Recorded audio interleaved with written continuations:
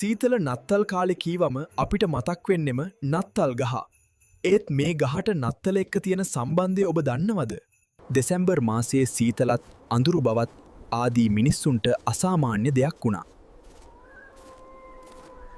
ඔවුන් විශ්වාස කළේ මේ කාලයට හිරු දෙවියන් දුර්වල වෙලා විවේක ගන්නවා කියලා.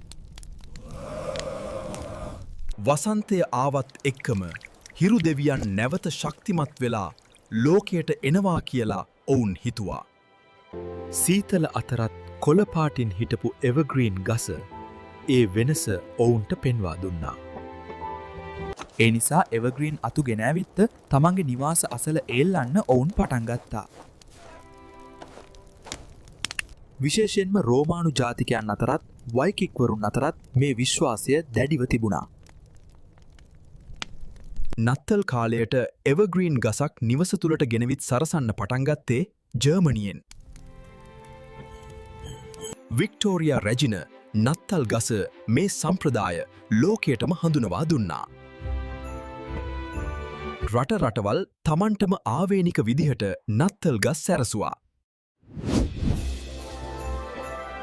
නත්තල් ගස කියන්නේ ලෝකයම එකට බැඳෙන සතුටේ සංකේතයක්.